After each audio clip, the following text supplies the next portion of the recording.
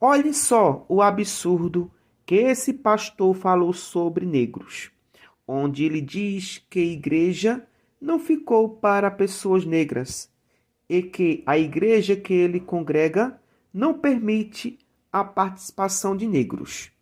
Mas isso aqui é o que o cristianismo representa.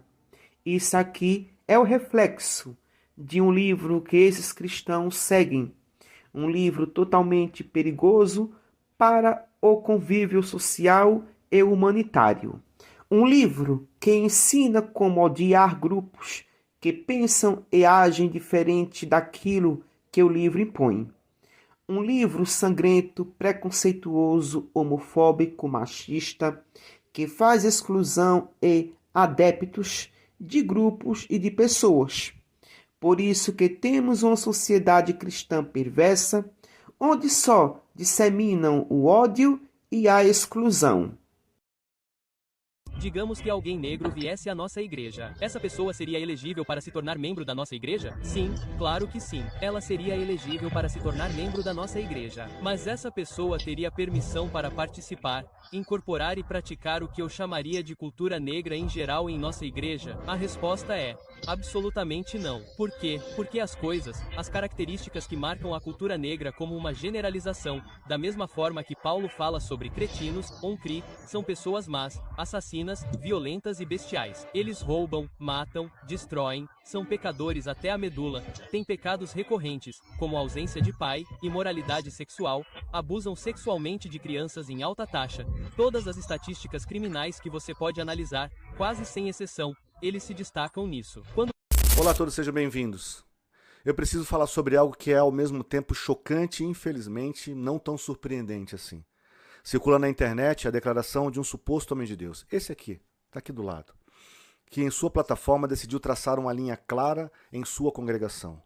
Ele disse com todas as letras que, embora pessoas negras sejam bem-vindas em sua igreja, a cultura deles não é.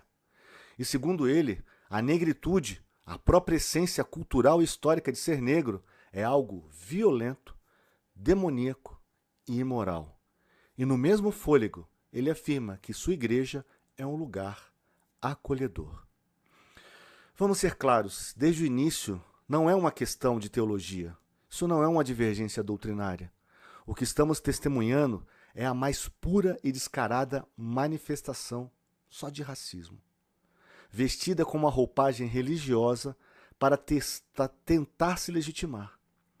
A ideia de que se pode acolher uma pessoa enquanto que se exige que ela deixe sua identidade e sua cultura na porta, não é acolhimento. É um ato de violência simbólica, um projeto de apagamento. E o pior que tudo, que esses cristãos dizem que são perseguidos, que o cristianismo é perseguido. Muito pelo contrário, eles que perseguem as outras religiões e pessoas que não comungam os mesmos dogmas que eles. Você não vê pessoas de outras religiões falando mal do cristianismo. Inclusive, os próprios cristãos perseguem os cristãos. Principalmente a perseguição entre católicos e protestantes. Mas essa é a realidade. Você não vê pessoas da Umbanda criticando pessoas do cristianismo ou das matrizes africanas falando do cristianismo. Outro exemplo absurdo que aconteceu também, referente a um caso parecido como este, foi um casal de africanos que não pôde registrar o seu filho no cartório, porque era nome descendente de africano. Acompanhe comigo o vídeo a seguir. O registro de uma recém-nascida foi parar na Justiça em Belo Horizonte. 2 cartórios rejeitaram o nome escolhido pelos pais com referências africanas. Este casal enfrenta dificuldades para tirar a certidão de nascimento da filha, que nasceu no dia 22 de setembro. Isso porque 2 cartórios em Belo Horizonte não aceitaram o nome Tumi Mibope, uma junção de referências africanas. Segundo os pais, Tumi significa lealdade para povos da África do Sul e Mibope é uma uma homenagem a um escritor senegalês. A alegação foi que o nome Miboupe não é um nome composto, mas sim um sobrenome. Precisa ir ao médico, precisa fazer teste do pezinho, mas ela não tem registro. Então, como que eu faço com isso? Então, é frustrante, é preocupante. A lei determina que o oficial de registro pode negar nomes que tenham algum significado pejorativo ou que estejam atrelados a figuras históricas negativas. A escolha também deve conter prenome e sobrenome dos pais ou de seus ascendentes. Para a família, o nome completo da bebê, Tumi Miboupe Silva Vicente Tavares, se encaixa nos requisitos exigidos e não há justificativas para ser negado. Vai ser uma briga judicial chata, mas que a gente vai ter que encarar. Em 2023, o cantor Seu Jorge passou por uma situação parecida. O cartório negou inicialmente o registro do filho dele com o nome de Samba. O pedido só foi aceito depois do artista apresentar justificativas para a escolha. Quando o cartório ele vê que é um nome muito diferente, precisa talvez passar por uma análise jurídica, que aí eles encaminham direto para o juiz. O nome não ofende o bebê. O pai quer, a mãe quer. Que diabo o cartório tem que encrencar? É por isso que nós, racionais e humanistas, estamos nas redes sociais mostrando a realidade do que as religiões são capazes de fazer, principalmente o cristianismo e o islamismo. A diferença entre as duas só é a questão das suas formas de praticar suas atrocidades, violências e crimes. Enquanto o islamismo mata fisicamente, o cristianismo mata psicologicamente, porque o islamismo, as suas atrocidades são mais físicas, enquanto o cristianismo é mais psicológica. Mas é nisso que dá às pessoas seguir livros religiosos totalmente insanos, onde a tortura, o sofrimento, a perseguição e o sangue derramado é a estrutura social de uma determinada época para nossos dias atuais.